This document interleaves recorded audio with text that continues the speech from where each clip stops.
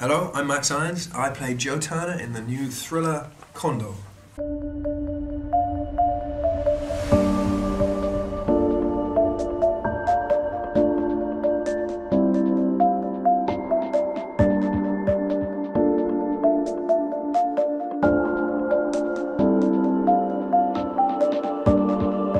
Well, when I got sent the script, I'd seen the film. Yes. But I'd seen it when I was too young to really understand the complexity of it. Mm-hmm. But I was excited to read the script, but also a little hesitant because the film is so iconic, and also it came out during Nixon, just after Watergate. These things contributed it to being such a great film. The script, however, when I started reading it, it became clear that they weren't doing a cheap knockoff. They were willing to take the time and provide complicated ideas and questions and not provide simplistic answers.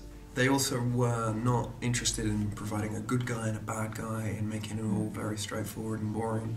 They wanted to provide different viewpoints, different sets of principles, and I think they do that very well.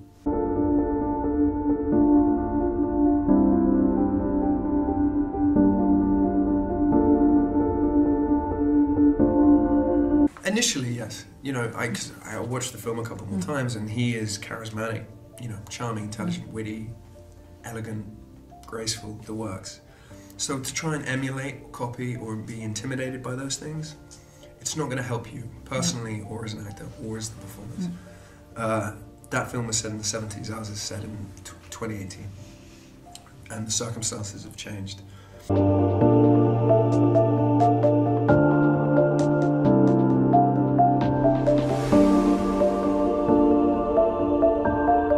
No, I don't. I think the DNA, the genetics at the heart of it, the ideas at the heart of it are the same.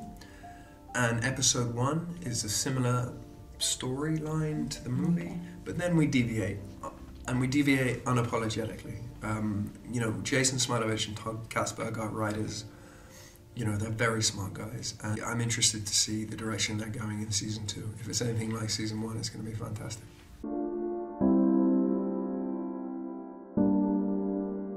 No, I would love to, but then I'd also be terrified to see if he'd seen the show and what he thought of it.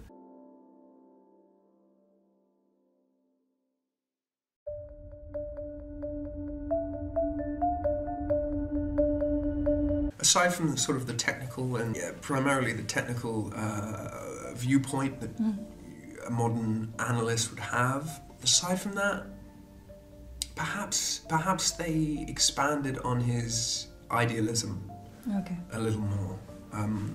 I think Joe is an optimist at the beginning, less so at the end.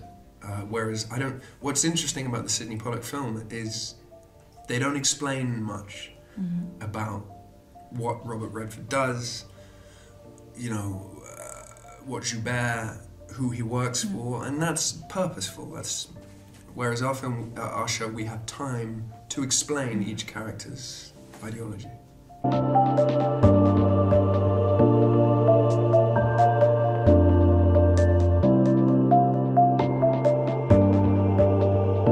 No.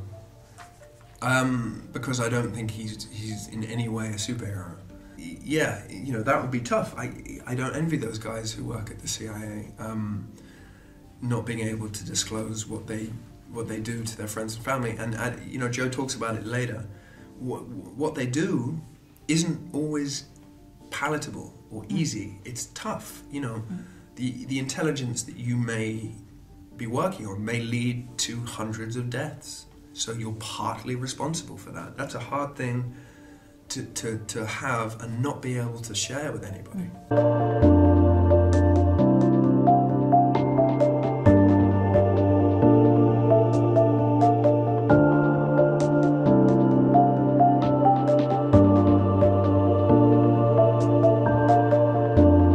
Whether it's necessary or not is an interesting one. I don't know the answer to that question. I think it's a modern standard.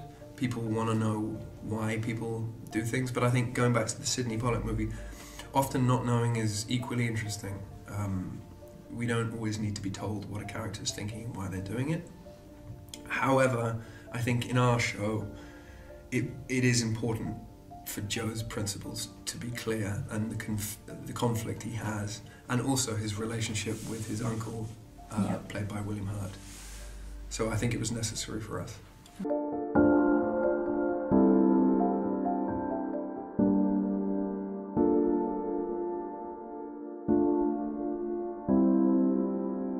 Yeah, I think so. And MI6, and I don't know the French Secret Service.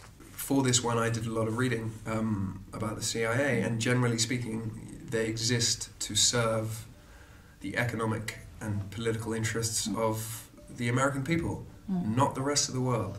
A force for good is a phrase that I hear, a necessary force for good is a phrase that I hear associated with the CIA. Yeah, but it depends where you live. If you live in, Venezuela or Paraguay or, Northern Africa, or the Middle East, the CIA may not be a force for good. So it depends which side of the fence you're on.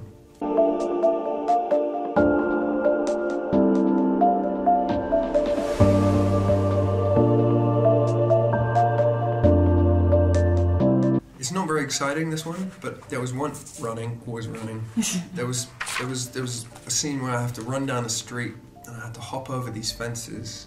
I was being chased by someone who was shooting at me.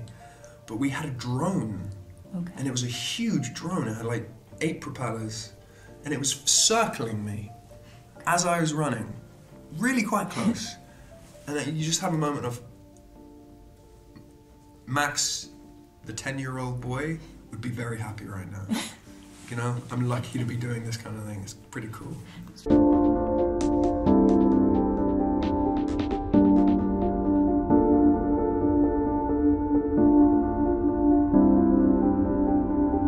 Well, I went to drama school, so we learned combat at drama school. But gunplay, working with guns, was new to me. I didn't really enjoy it though. It's kind of scary, especially the big guns.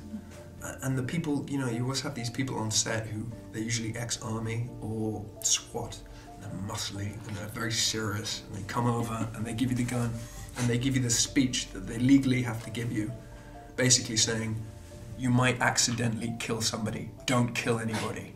So it's kind of, it's not that fun. It's a little bit scary. A little bit scary. So you're sort of holding the gun like this, and they're like, no, you need to relax, you need to look like you know what you're doing. Oh, God.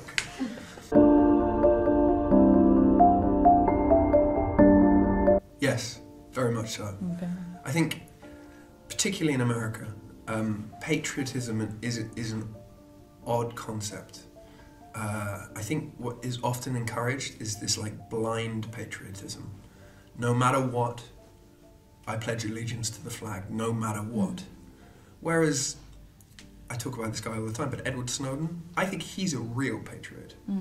It's up to us to question, to recalibrate, to reevaluate the Constitution and the country we're citizens of.